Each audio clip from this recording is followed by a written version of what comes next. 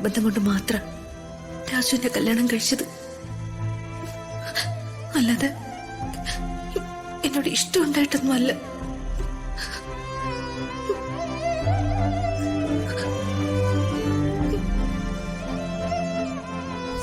വിവാഹം കഴിഞ്ഞെങ്കിലും ഒരുമിച്ചുള്ള ജീവിതമൊക്കെ പഴയതുപോലെ മതി മേഡം.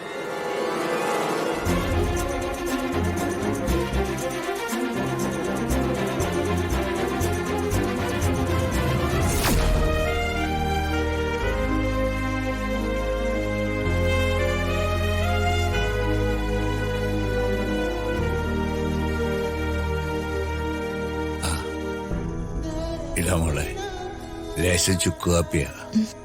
രാത്രി മഴ നനഞ്ഞതല്ലേ, കുടിച്ചോ, നല്ലതാ.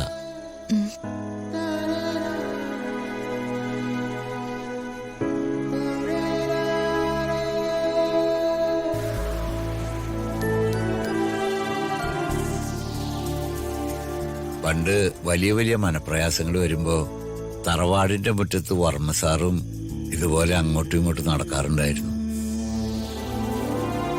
ഭാര്യ ഭർത്താക്കന്മാര് തമ്മിലുള്ള ചെറിയ ചെറിയ പ്രശ്നങ്ങള് അവരവര് തന്നെ പറഞ്ഞു തീർക്കണം. മറ്റാരെയും ഒരിക്കലും അതിൽ ഇടപെടുത്തരുത്.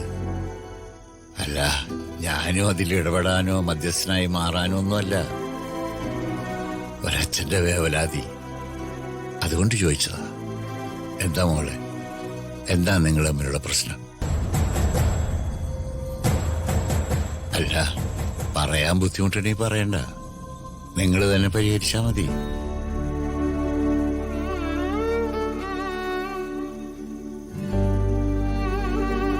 ഭാര്യയും ഭർത്താവും ഒക്കെ ആവുമ്പോ ഇണക്കവും പിണക്കവും ഒക്കെ സാധാരണയാ മോളെ. ഇണക്കത്തിന്റെ മാറ്റുകൂട്ടാൻ ഈ പിണക്കങ്ങളൊക്കെ വളരെ നല്ലതാ. പക്ഷേ ഏത് പിണക്കവും ഒരു 5-10 മിനിറ്റിന് അപ്പുറം കൊണ്ടുപോകരുത്. ഇരുകൂട്ടർക്കും വല്ലാതെ നീറും.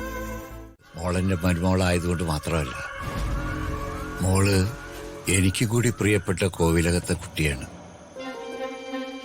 സൂര്യമംഗലത്തെ കുട്ടി. അറിയേണ്ടതൊക്കെ എന്തായാലും അറിഞ്ഞേ പറ്റൂ. ഒരു സാധാരണക്കാരനാണ് എന്റെ മകൻ രാജു. ഇത്രയും വലിയൊരു തറവാട്ടിലെ പെൺകുട്ടി അവന്റെ ജീവിതത്തിലേക്ക് വന്നില്ലേ? അതുപോലെ ജീവിതം എന്ന് പറയുന്നത് വല്ലാത്തൊരു അത്ഭുതം നിറഞ്ഞതാ. നമ്മളെയൊക്കെ ഇങ്ങനെ പരസ്പരം കൂട്ടിമുട്ടിക്കുന്നതൊക്കെ ദൈവത്തിന്റെ ഓരോ കളികളാ. ഈ ലോകത്തുള്ള മുഴുവൻ പേരുടെയും, മരിച്ചവരുടെയും ജീവിച്ചിരിക്കുന്നവരുടെയും ഇനി ജനിക്കാൻ പോകുന്നവരുടെയും ചരിത്രം എഴുതി വെച്ച് മൂപ്പര് തട്ടുംപുറത്ത് കിടന്ന് ഉറങ്ങുക. വർഷങ്ങൾക്ക് മുമ്പ് മഹാദേവ വർമ്മ സാറിന്റെ രാഷ്ട്രീയ തിരക്കുകളൊന്നുമില്ലാത്ത ഒരു ദിവസം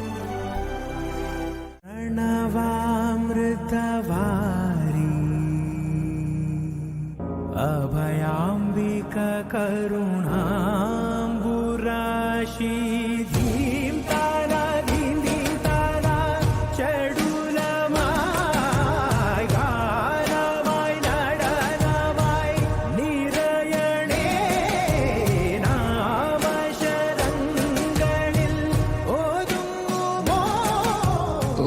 പഠിച്ചിരുന്നെങ്കിൽ ഇതിനേക്കാൾ നന്നായി ഞാൻ നൃത്തം ചെയ്യുമായിരുന്നു.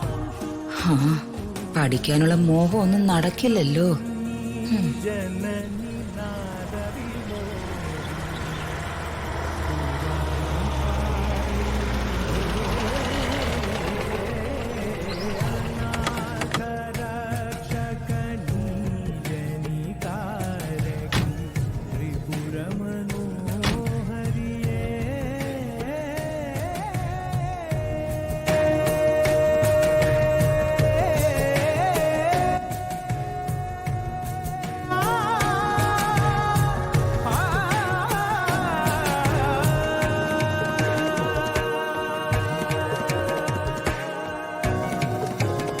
വേണ്ട വേണ്ട, നിർത്തണ്ട മോളെ.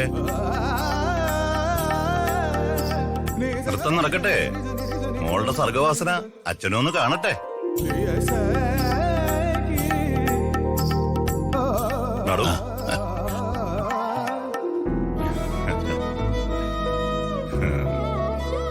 ഗംഭീരായിട്ടുണ്ട്. മോൾ ഇത്രയും മനോഹരമായിട്ട് നൃത്തം ചെയ്യുമെന്ന് അച്ഛൻ വിചാരിച്ചില്ല. സരസ്വതീവരം ആവോളം കിട്ടിയിട്ടുണ്ട്. ആ, അമ്മയുടെ പേര് തന്നെ സരസ്വതി എന്നാണല്ലോ. ഓ, എനിക്ക് സരസ്വതി എന്നുള്ള പേരേ ഉള്ളൂ. ദേവിയുടെ ഒരു കലാകാരുണ്യം എനിക്ക് കിട്ടിയിട്ടില്ല. ഇവളെന്റെ അച്ഛമ്മയുടെ തനി പകർപ്പായിട്ടാ എനിക്ക് തോന്നിയിട്ടുള്ളത്. അച്ഛമ്മ വലിയ നർത്തകിയും പാട്ടുകാരിയൊക്കെ ആയിരുന്നു. ശരിയാ, കലാപാരമ്പര്യത്തിൽ മാത്രമല്ല, രൂപം കൊണ്ടും അമ്മയെ പോലെയാ പത്മാവതി. അല്ല, നമ്മൾ മാത്രം കണ്ടാ മതി നൃത്തം. ഇതിനൊരു അരങ്ങേറ്റം കുറിക്കണ്ടേ? വേണം വേണം. നവരാത്രി മഹോത്സവം നടക്കുകയല്ലേ, നമുക്ക് ദക്ഷിണ മൂകാംബികയിലോ അല്ലെങ്കിൽ ഉത്തര മൂകാംബിക ക്ഷേത്രത്തിലോ പോയി അരങ്ങേറ്റം നടത്താം. എന്താ? അത് മതി. അതുവരെ പ്രാക്ടീസ് ഒന്നും മുടക്കണ്ടെന്നാ എന്റെ അഭിപ്രായം.